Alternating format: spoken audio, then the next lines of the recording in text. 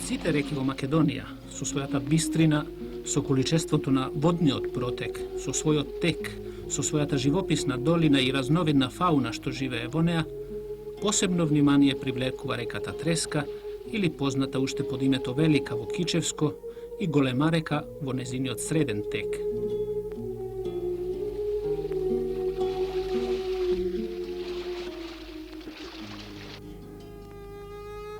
Во јужното подгорје на планината Бистра, или поточно таму каде што се доближуваат трите убави македонски планини – Бистра, Стогово и Караорман, од голем карстен извор се раѓа реката Треска.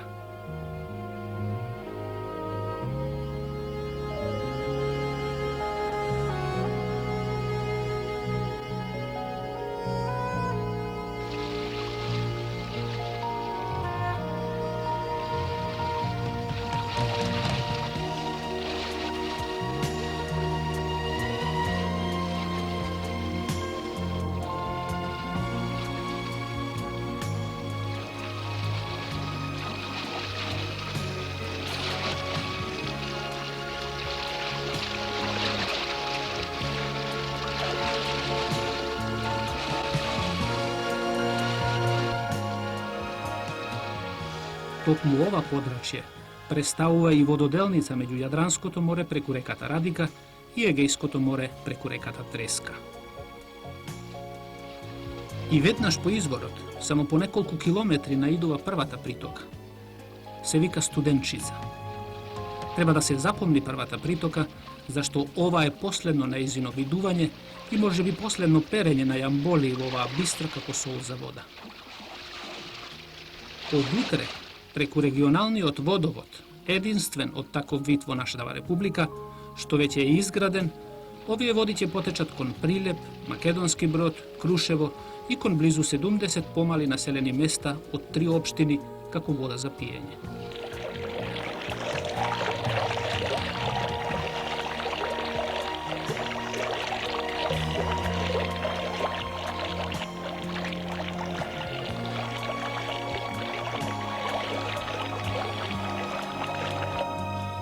Низ богатото Кичевско поле Треска минува бавно, мрзливо и змиулесто.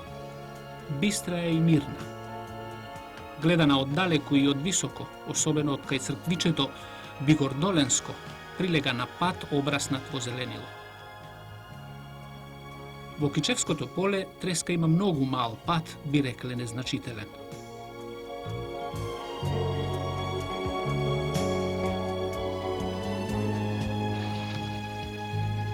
Ова се чаркови. Се сретнуваат по целата должина на реката. Гледани од подалеку, личат на ветерници, а нивната намена е сосем поинаку. Една од карактеристиките на Треска е таа што по целата своја должина е пониска од земјиштето и како последица на тоа, водата од неа најпрвин треба да се искачи и да се изравни со земјиштето, за потоа да послужи за наводнување на нивите.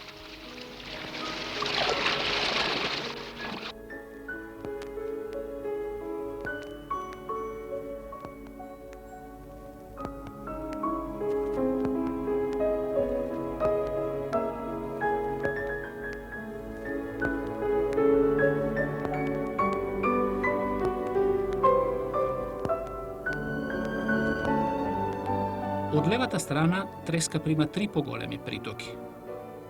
За Студенчица веќе говоревме. Ова е сливот на Зајашка река. Долга е 27 километри, преку целата година е богата со вода. Исклучок е летниот период, кога поради наводнување, до таа мера пресушува, што се има впечаток дека е тоа обична бразда.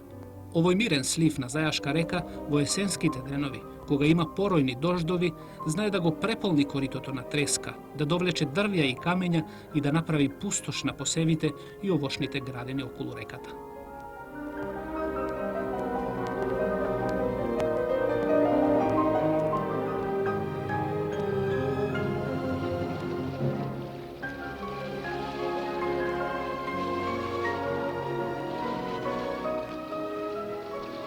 Богатото Кичевско поле Треска го напушта кај селото Латово. ovde navlegува во првата клисура, латовско-русјачка, што е формирана од карпите на Бушева и Песјак планина. Клисурата не е многу долга, но е доста живописна. И патот од Македонски Брод за Кичево се пробива низ оваа клисура, што се нарекува Тапанче или Бродска клисура. Ова е најгорниот дел на географското подрачје Порече, што се протега надолу по реката Треска, се до селото Здуње и Брезница по должина од околу 60 километри. Од каде името Тапанче на оваа клисура? Додека пловиме и ги откриваме по интересните кадри од овој дел на реката, да се потрудиме да одговориме. Некогаш и во поделечното минато, како впрочем и сега, низ оваа теснина, низ која и Треска се пробива тешко, минувал патот што ги поврзувал Македонски Брод и Кичево. За арамиските банди ова место било вистинска строга, патниците да ги ограбат, испретепаат, а понекогу и да убијат. Поради ова, на дел од патот турската власт организирала дервенска стражарска служба, што се состоела во тоа дервенџи и стражари да го контролираат патот и со тапанче да објавуваат дали е преминот низ клисурата слободен.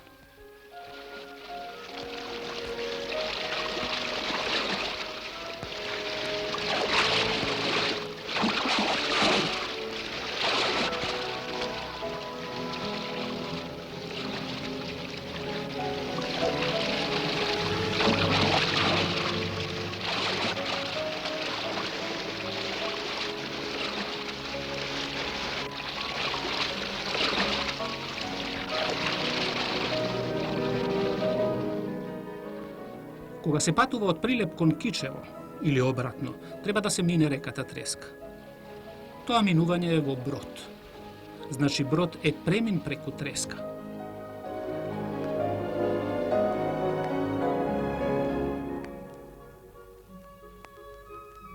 Инаку Брод е стара населба и се споменува уште од 1300 година, кога кралот Стефан Урош II му го дарувал на манастирот Свети Ѓорѓе во Скопје. Денес Брод е политичко-административно управен, просветно-културен и стопански центар на општината.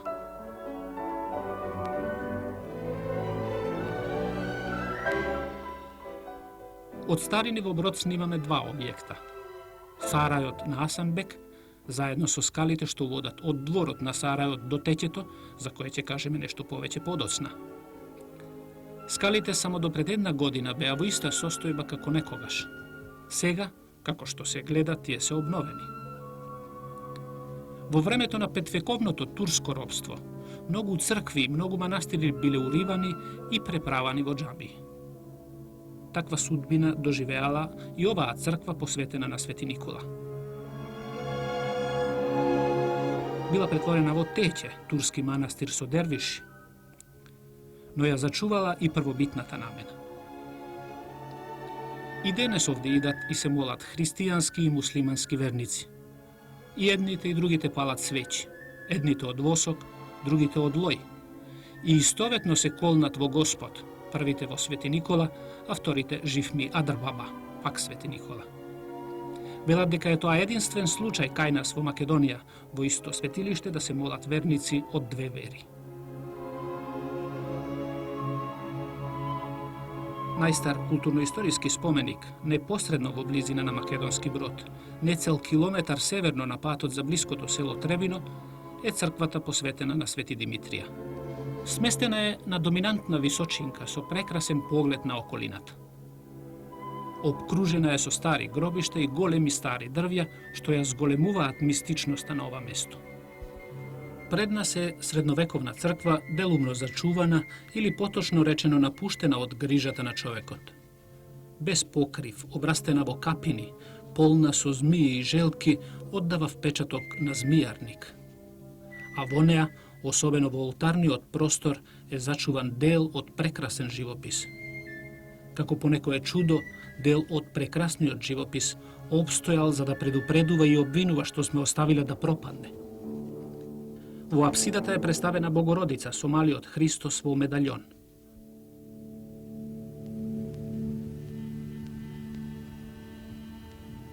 Под неа и околу неа стојат светители и заслужни христијански личности.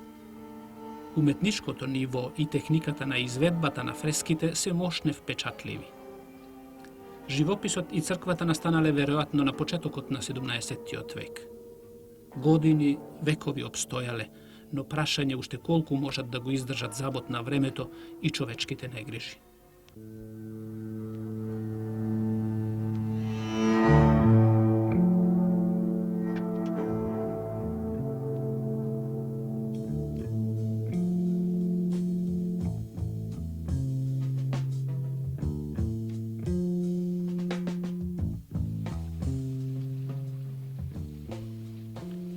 Откога ќе излезе и ќе ја напушти латовско-русјачката клисура, треска кај македонски брод се расширува и го менува правецот на движењето.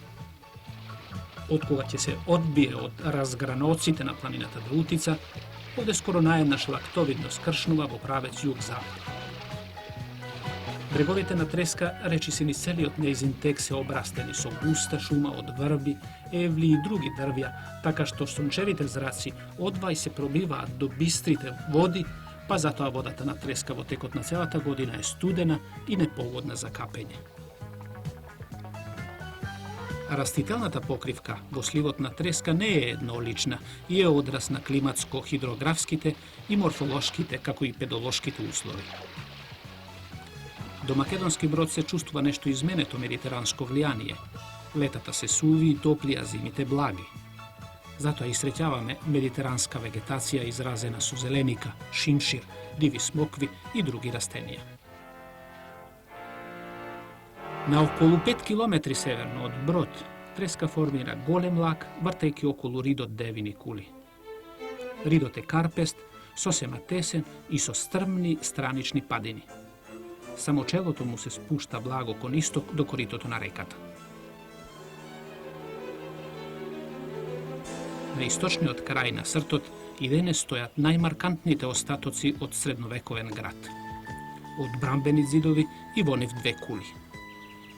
Тоа е горниот град, широк 100 метри и долг околу 200 метри.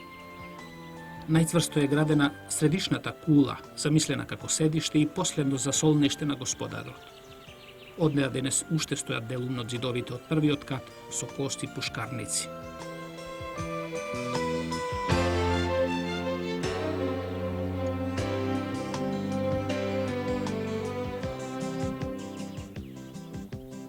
Кулата секако имала повеќе катови.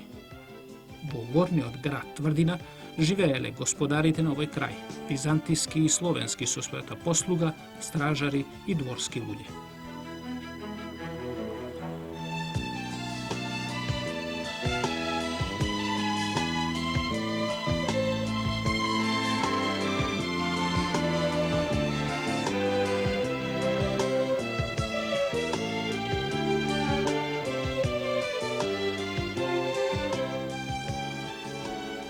Од тука го наблюдувале градот под нив, околниот крај и патот по должината на треска.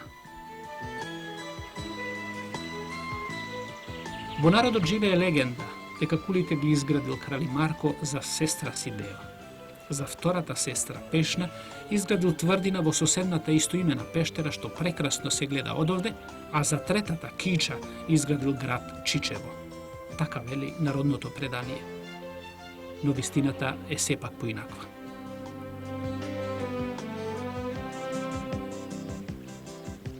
Во подножјето на Девини кули лежат траги од Подградие. Тука се ширел долниот град со површина од неколку хектари во кој живееле занаечиите, трговците и другите слободни луѓе. И тој бил заграден со одбрамбени зидови што ги подкопала и ги однесла треска. На јужната страна најдобро е зачувана големата четвртеста кула, во народот позната како Зандана.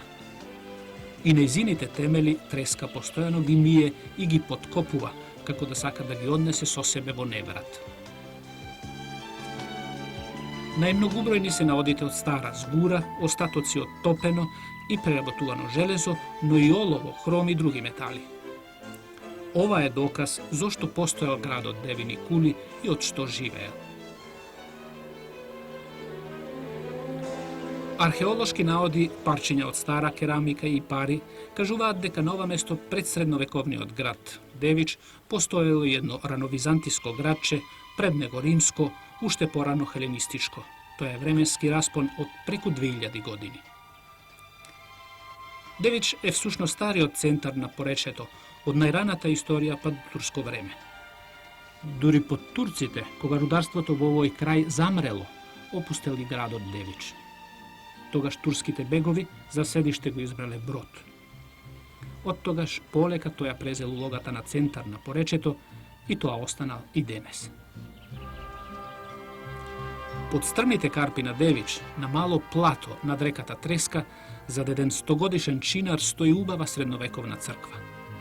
Осамена е и запуштена. Далеку се и околните села, а сепак мртвите ваму ги носат и ги закопуваат околу неа.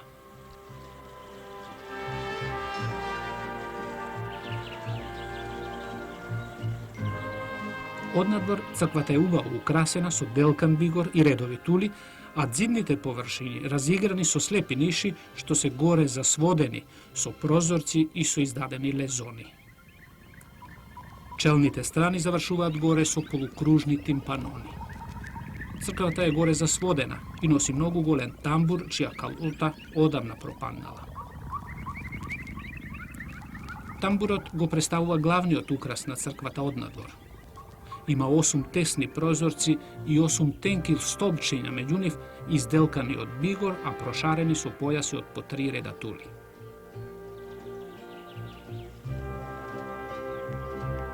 Влезот стои на западниот зид, украсен со 3 ниши во кои стоеле фрески. Од нив одвај останала некоја трага и денес никој не памети кому му била посветена црквата. Внатрешноста на црквата е архитектонски расчленета. Пред дворието и оталниот простор имаат свод, а средишниот кораб и купола. Стилот на градбата на црквата упатува на 14. век.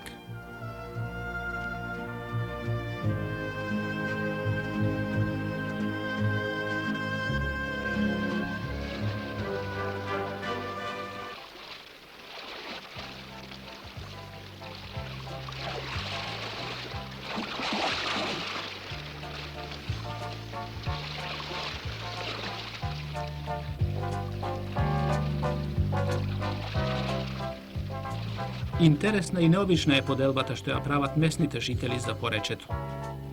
Тие ги делат селата на горно и долно порече. Долниот дел на реката го викаат горно порече, а горниот дел на Треска, токму каде што сега пловиме, го викаат долно порече. И покрај сите настојувања не можевме да најдеме објаснување на ваквата поделба. Реката Треска многу се разликува од другите реки во Македонија. Природно-географските услови на сливот условуваат голем број извори по должината на целиот тек на реката. Така, по Шарската планинска област, сливот на Треска по многобројноста на изворите е еден од најбогатите.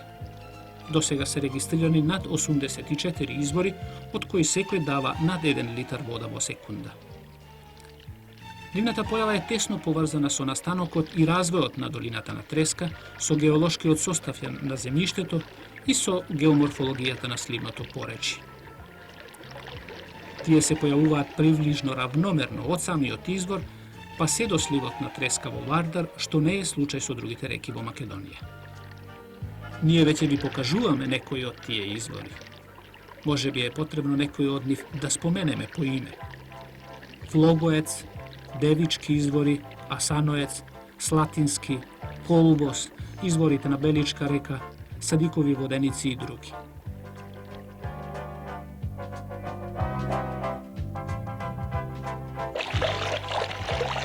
Наспроти средновековниот град Девин и Кули, од десната страна на речниот брег, таму кај што има и најмногу извори оддалечени еден од друг на мало растојание, општината Македонски Брод има изградено мощно привлечен угостителски објект, мотелот Пешна. Атрактивноста ја зголемуваат базените за одгледување на калифорнијска пастрмка, изградени во дворот на објектот.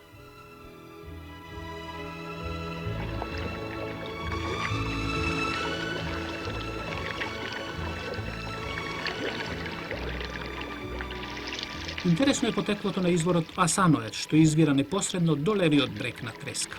А еве зошто. Одговорот го побаравме во село Крапа.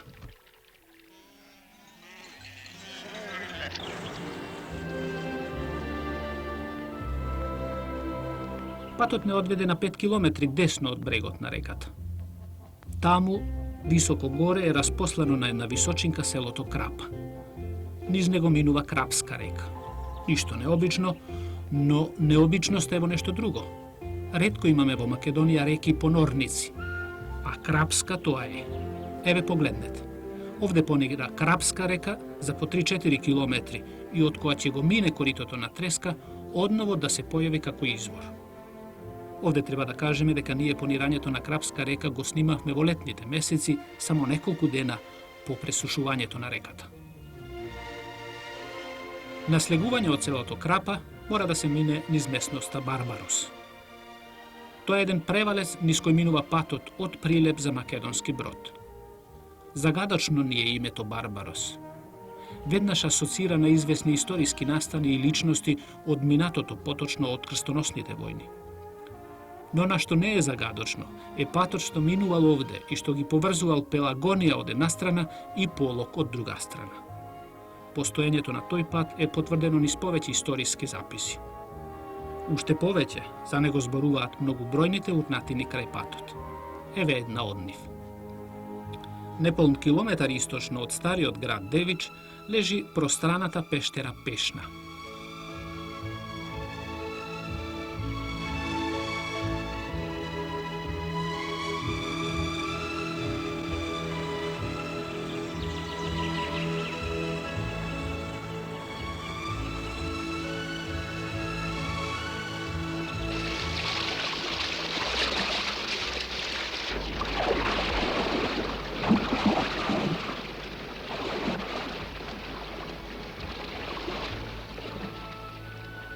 Од неја избива понорница со силна вода.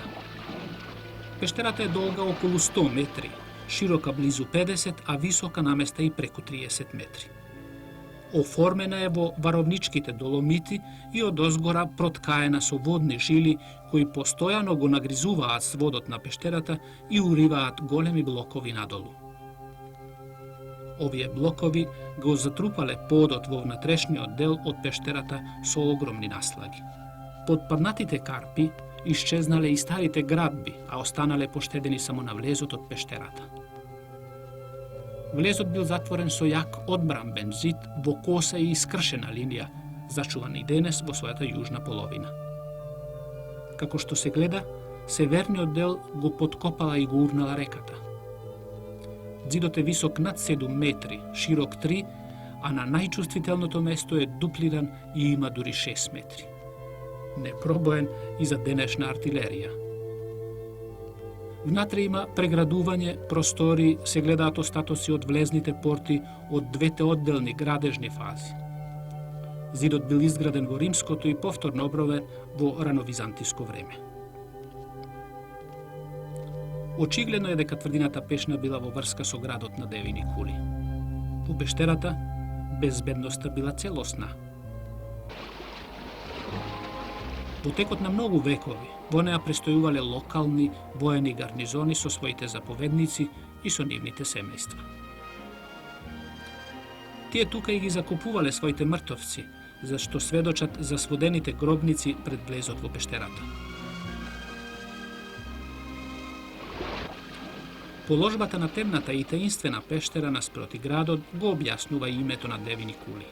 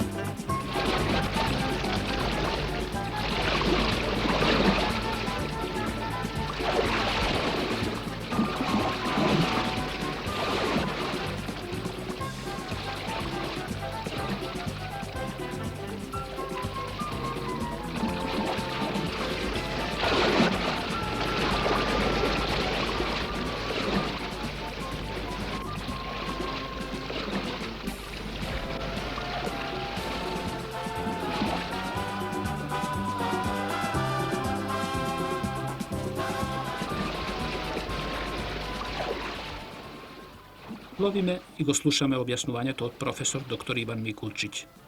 Историјата не знае за никаква сестра на крали Марко по име Дева.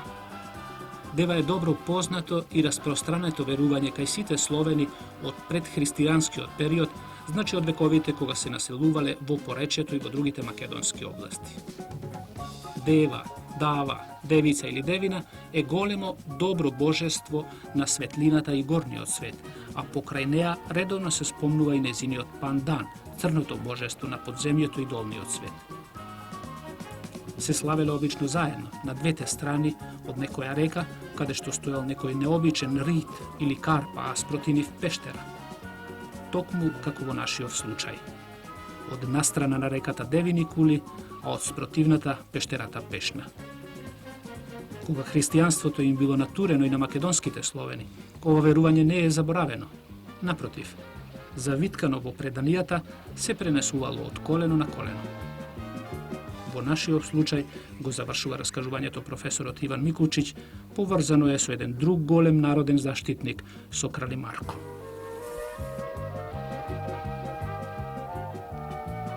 Тивко и спокојно е патувањето по реката. Може да се размислува и да се патува низ времето, наназад со години, со векови. Да се споменуваат војните, земјотресите или невремињата што минале, за кои историјата секогаш остава дири, негибнати. Зар зачуваните бедеми и тврдини, како траги на исчезнатите цивилизации, не говорат за тоа?